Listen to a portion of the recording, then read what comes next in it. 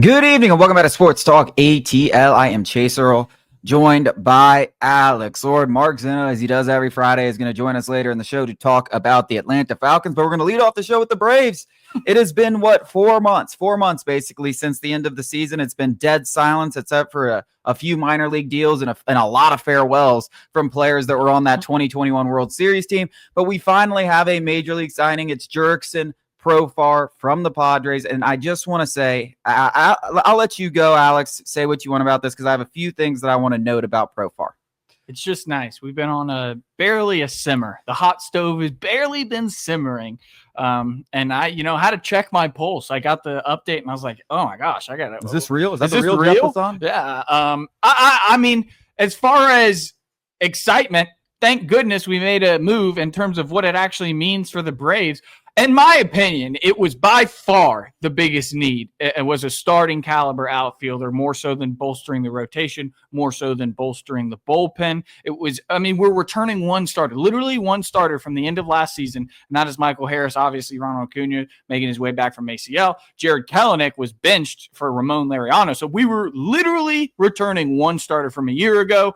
And Profar's coming off a very unusual signing for Alex Anthopoulos. He usually likes to buy. It's not the bargain aisle. It's just the value aisle where he doesn't mind paying a little bit of money or trading a few prospects, but the value has to make sense. And rarely does he buy or trade for somebody coming off of a career year, which is what Profar is coming off. First ever All-Star, first ever Silver Slugger, coming off a career year with the Padres. And that's just not who Alex Anthopoulos has been. Now, fills a need, huge. Alex Anthopoulos said he's not a platoon, which obviously, you'd be a fool to think he came and signed a 3-year deal worth $42 million to be a platoon option with Jared Kelenic. But what does it mean for Jared Kelenic? You're getting an extended runway until Ronald Acuna joins, comes back, and then you're going to be relegated to the bench. Now, you can be relegated to the bench with a lot of inspired minds in the Braves front office thinking Kelenic might be turning a corner. That will obviously open up more opportunities for him. Or you can be solidified as a bench piece and kind of just shelved in AAA. That's what I started to think about it. Profar. And one more thing, and then I'll throw it to you. Even if Profar doesn't do what he did last year for the Padres, which if he does, and then Ronald Acuna comes back and does what Ronald Acuna did, this will be the best outfield in baseball. But even if Profar doesn't do that and he just performs, he slightly regresses and is available, it's still an upgrade over what the Braves had last year. Yeah, I think there's 3 things, maybe 4 things. I don't know. My mind's jumbled right now trying to get all of this out that you really like about the Profar. 1, like you said, it fills the biggest need. 2, the contract was extremely palatable. If he comes in here and performs like an all-star like he did last year, it's amazing. If he's a league average outfielder, a little bit better than league average, it's probably about market value. So there's some upside here. There's not a ton of downside unless he falls off the face of the earth. But I want to let Braves fans know why this could be very, very exciting. And it's because, Profar made some significant changes to his swing this past season. And that's what led to this all-star season where he had the career year. He started working with Fernando Tatis's dad, and he made drastic changes. You just go look. There's plenty of videos going around on social media where you can go find the changes that he made, and then he had this huge year. He's also one of the most clutch players in the MLB. I believe if you look at win probability added, he's near the top, because when it's the 9th inning and the game on the line, this is a guy that you want to have up. So there's some significant upside here. If go look at his baseball savant page from last year. It's unbelievable. It's like he's the best player in baseball. Like everything is in the 98th, 99th. He hits the hell out of the ball, and those changes made something. So if that's something that's sustainable and it's not just a one-off thing like it's been in his career, you're going to get a guy that's going to add a ton of power, a ton of doubles, a ton of homers, good defense, and that leads me to my last point.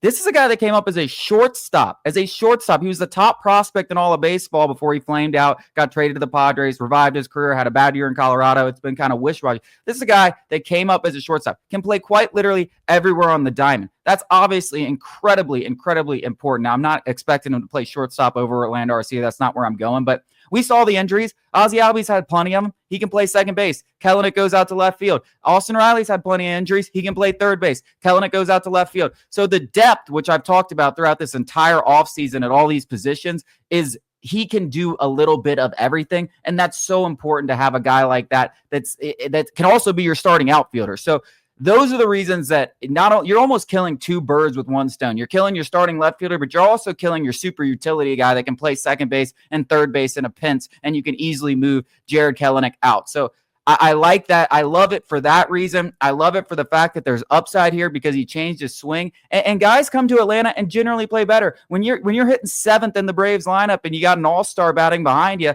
it's pretty easy to perform. There's no better situation to perform offensively. Hitting behind Ronald Acuna Jr., assuming, let's say he's second. And you bump Mike Harris down or Osby, whatever. There's a lot of configurations this lineup can be had depending on who's on the mound. But let's say everybody's healthy. Ronald Acuna, obviously the leadoff hitter. I mean, just ask Mike how easy it is to hit behind Ronald Acuna Jr. He's going to have a ton of RBIs. He's going to drive in a ton of runs. And I think, from a plate discipline perspective, another plus.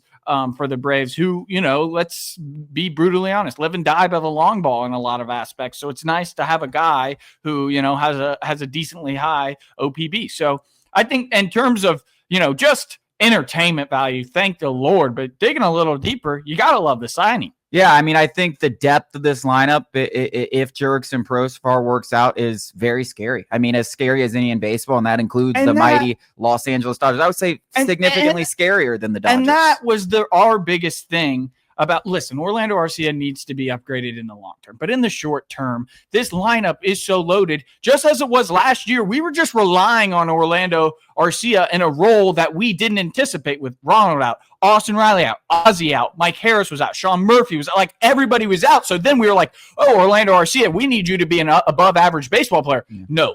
Yeah, I mean, this gets really scary if Sean Murphy has a bounce-back campaign. Right. It gets even scarier if Drake Baldwin kind of forces the issue and is like, yeah, I'm now splitting things with – because Drake Baldwin, from a hitting perspective, reminds me of like a William Contreras, a guy with effortless power to all fields. And if he forces the envelope and now you got Sean Murphy and Drake Baldwin and Jurickson Profar, you're talking about 9 guys on your team. Remember 2023, we had 9 guys hit 10-plus homers. You're talking about that kind of thing again. Everybody in this lineup has a season, probably 2 seasons, with at least 15 homers, and pretty much everyone 1 through 8 is a 20-plus homer guy if they stay healthy. So when you talk about the depth of this lineup, it's once again one of the scariest in the MLB. There are still moves to come. I firmly believe that Alex Anthopoulos talked about that in his press conference following the Jurickson Profar signing, and we're going to discuss those after the break. World Series back on.